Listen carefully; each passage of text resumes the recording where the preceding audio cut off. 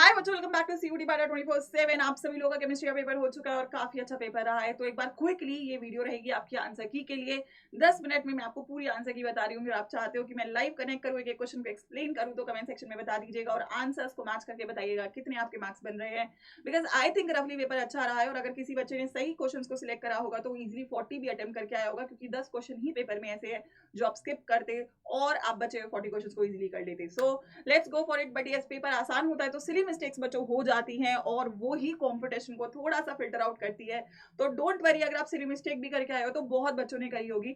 Comment section में आप अपने स्कोर्स को डालेंगे तो आपको समझ में आएगा कि क्या रियल पिक्चर आए। मेरे हिसाब से पेपर अच्छा था, मॉडरेट था। अगर किसी बच्चे ने सही सिलेक्शन किया होगा तो उसके मार्क्स अच्छे आ रहे होंगे। तो जल्दी से एक बार बस हम आंसर की को मैच कर लेते हैं और उसके बाद डेफिनेटली हम लाइव में जुड़ेंगे। बट कमेंट में बताओगे कि मैम लाइव में आ जाइए, क्वेश्चन को एक बार करवा दीजिए, आपके बच्चे आपका वेट कर रहे हैं। तो बेटा सेट नंबर सी है मेरे सामने, ठीक है। मैंने इसको पूरा ही यहाँ पे सॉल्व कर दिया, तो मैं यहाँ पे आपको बस एक बार मार्क करवा रही हूँ।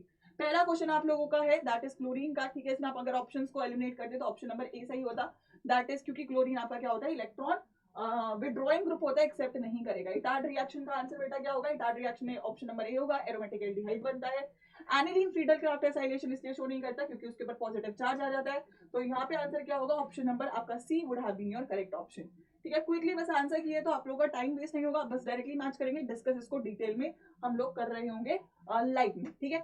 आइए नेक्स्ट क्वेश्चन आपका था जो अमीनो एसिड है उसके स्ट्रक्चर को मैच करना था। तो इसका आंसर ऑप्शन नंबर सी होगा। आप सभी लोगों को पता है प्राइमरी सेकेंडरी टर्शियरी स्ट्रक्चर क्या होता है, फाइब्रस प्रोटीन टर्शियरी होता है, ये भी हमें पता है। नेक्स्ट क्वेश्चन सुबह ही बता के भेजा था बेटा, आपको रिएजेंट्स मैच करने थे। अगर यहाँ पे आप मैच करते ऑप्शन नंबर ए आपका सही आता। टोलिन आपको पता है, जोन्स क्या होता है, ल्यूकस क्या होता है, फेलिन क्या होता है, सारे रिएजेंट्स हमने लिखे हुए, ठीक है। अगला सवाल है आपका नेम रिएक्शन से, सुबह फिर से करवा के भेजा था। इसका आंसर बनता है आपका ऑप्शन नंबर डी बच्चों। डी में आपको मतलब ऑलमोस्ट सारे नेम रिएक्शन पड़े हुए हैं, तो डी के साथ आपका आंसर सही बन रहा होता। नेक्स्ट है आपके विटामिन का मैच द फॉलोइंग, सुबह बताया गया था, ठीक है। अगेन यहाँ से आपका जो आंसर बच्चों बन रहा होता वो हो जाता है यहाँ से ऑप्शन नंबर डी, और डी के साथ आपको यहाँ पे +5 मिल जाएगा क्योंकि एस्ट्राडायोल भी हार्मोन सुबह पढ़ाया था। आइए आगे बढ़िए। नेक्स्ट है मार्कोनिको एडिशन, सुबह करवा के भी जाता और मार्कोनिको एडिशन के हिसाब से अगर आप प्रोडक्ट बनाते बच्चों तो option number c would have been your correct answer. Match करते जाइए और स्कोर्स को लिखते जाइए। आइए अगला सवाल है, कौन आपका एनाल्जेसिक नहीं है, तो नहीं है बेटा रेंटिडिन, आप सभी को पता है आंसर डी होता। एसिडिटी का ऑर्डर पूछा है, के का ऑर्डर नहीं पूछा है, तो आप अगर इंडक्टिव इफेक्ट के ऊपर आंसर लगा देते तो आंसर आ जाता ऑप्शन नंबर ए, ठीक है। आइए आगे बढ़ते हैं। अगला SN2 की रिएक्टिविटी आनी ही आनी थी, प्राइमरी सबसे अच्छा होगा, टर्शियरी सबसे लास्ट में होगा, उस ऑर्डर पे करते ऑप्शन नंबर डी आता। अच्छा ये केस बेस थोड़ा ट्रिकी था, अगर आप चाहते तो उसको स्किप कर सकते थे बच्चों, क्योंकि स्किपेबल क्वेश्चंस में जो आता मेरे हिसाब से वो ये होता, और मैंने आपको सिखाया भी था कि जो क्वेश्चन लंबा है, ट्रिकी है, उसको लास्ट में करना मुश्किल नहीं था, बट एग्जाम में क्लिक करने में हो सकता है टाइम लगाओ, राइट। सो ये नॉर्मल एसटीबी पे आपको मोल्स निकालने का फॉर्मूला था, ऑप्शन नंबर सी होता। सेकेंड में आपको दो मोल्स दो इलेक्ट्रॉन्स के लिए पूछा है, तो दो इलेक्ट्रॉन्स के लिए अगर आपको 22.4 लग रहा है तो 67.2 के लिए 6 लगता, तो आंसर डी होता। अगर 6 फराडे है तो आंसर ऑप्शन नंबर बी होता। और नेक्स्ट आपको फराडे के फर्स्ट लॉ से निकालना था वेट, बाकी सब कुछ बेटा कट जाता, तो यहाँ से आपको मिल जाता molecular mass divided by your charge, option number c would have been your answer. इसको मेरे हिसाब से आपको लास्ट करना चाहिए था, स्किप करते तो ये 4 क्वेश्चन आप स्किप भी कर सकते थे, लास्ट में कर सकते थे, ठीक है। और ये वाला क्वेश्चन बहुत सिंपल है, अपोलो मिशन में हम फ्यूल सेल को यूज किया, आंसर होता ऑप्शन नंबर डी।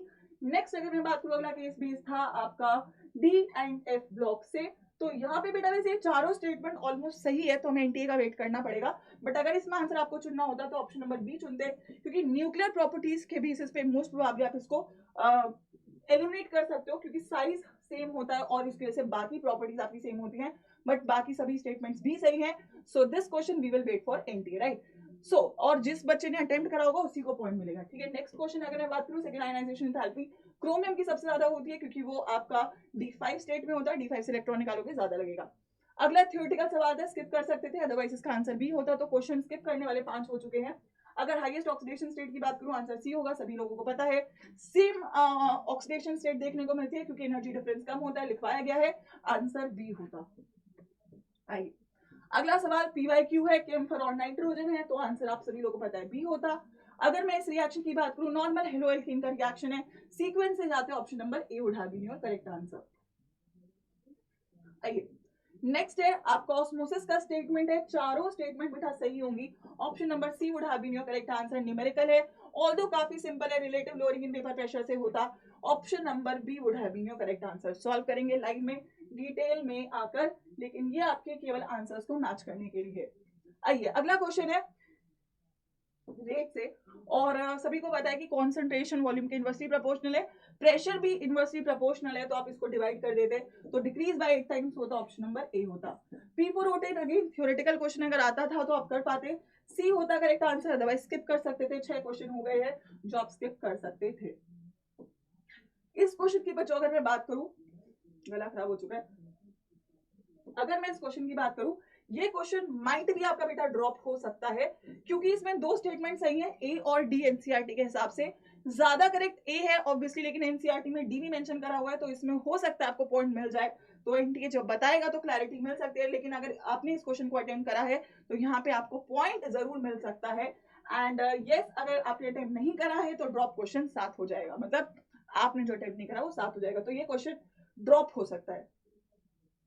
अगर मैं यहाँ पे ऑर्डर की बात करूं तो सेकंड इनवर्स से आंसर आप सभी लोगों को पता है बी हो जाएगा, और कॉम्प्लेक्स रिएक्शन का ऑर्डर स्लोएस्ट स्टेप से निकलता है, तो इसका आंसर डी हो जाएगा।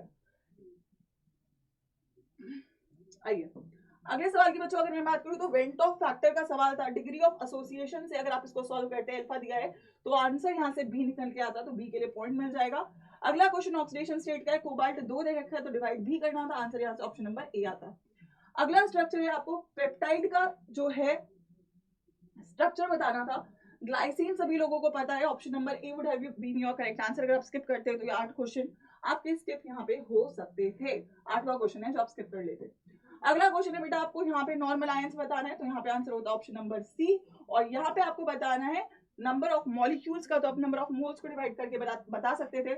ऑप्शंस को एलिमिनेट करते तो डी का सबसे ज्यादा आता है, इंक्रीजिंग ऑर्डर में लगाना था, b would be your correct answer. ठीक है, मैच करते चलिए। नॉर्मल एफसीसी का क्वेश्चन है, एफसीसी का रिलेशनशिप लगा के यहाँ पे आंसर ऑप्शन नंबर ए आता। नॉर्मल रिलेशनशिप भी बताइए, अगर आप सॉल्व करते तो भी कर सकते थे, क्लास में करवाया हुआ क्वेश्चन है, option number A would have been your correct answer. Again question number 38 भी यहाँ पे ड्रॉप होने के चांसेस हैं, क्योंकि दो आंसर सही है बच्चों, यहाँ पे बी और सी के लिए पॉइंट मिल सकता है यहाँ पे। सो दो क्वेश्चंस मेरे हिसाब से आपके ड्रॉप माइट भी हो जाए, क्योंकि उनके दो आंसर सही हैं। जिन बच्चों ने भी अटेम्प्ट करा है उनको पॉइंट मिल रहा होगा। नेक्स्ट क्वेश्चन है मैग्नेटिक मोमेंट से, इसका आंसर ऑप्शन नंबर बी होता।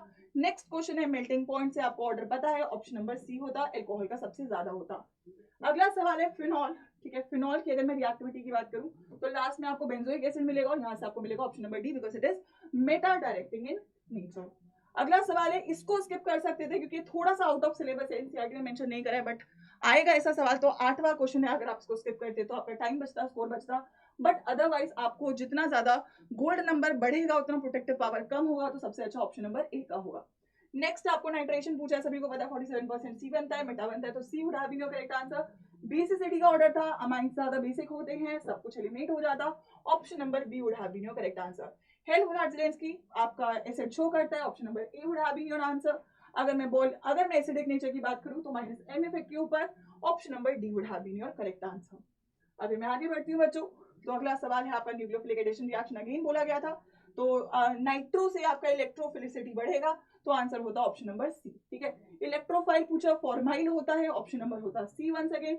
और अगर मैं लास्ट क्वेश्चन में बात करूं तो है कैनिजारो रिएक्शन, तो दो स्टेटमेंट सही है, अल्फा हाइड्रोजन नहीं होता है, सेल्फ ऑक्सीडेशन रिडक्शन जाता है, option number A would have been your correct answer. Last question है आपका एचआई के साथ क्लीवेज, बताया था बहुत इंपॉर्टेंट है, कार्बोकेटाइन बन रहा है तो स्टेबल होगा, तो दो स्टेटमेंट सही है यहाँ पे हमारी, ऑप्शन नंबर बी और C, B would have been your correct answer. तो रफली आई वुड हैव सेड कि 8-9 क्वेश्चन हैं जो थोड़े ट्रिकी हैं, फंसने वाले हैं, अगर आप उनको स्किप कर देते तो आपके लिए पेपर काफी आसान होता, लेकिन जब पेपर आसान होता है तो सिली मिस्टेक्स होती हैं, तो अगर आपने उसको कंट्रोल किया होगा तो डेफिनेटली आपका पेपर बहुत अच्छा गया होगा। लेकिन अगर थोड़ी बहुत सिली मिस्टेक भी हुई, कोई बात नहीं, आप लोग स्कोर्स को कैलकुलेट करिए, कमेंट सेक्शन में बताइए।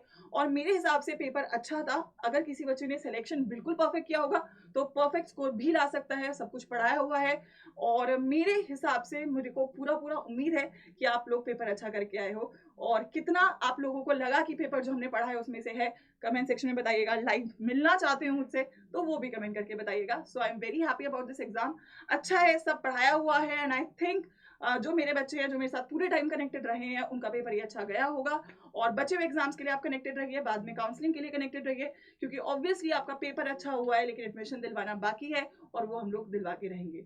सो गुड लक बच्चों, very very very proud of you. I would like to read your comments. जो भी जर्नी रहा है, जो भी स्कोर रहा है, जो भी आपका फीलिंग है और जो भी आप मेरे से मिलना चाहते हो, बात करना चाहते हो, कमेंट जरूर करके जाइएगा। And waiting to hear your results, your scores, and really really proud of you बच्चों। मिलते हैं लाइव में। Good luck.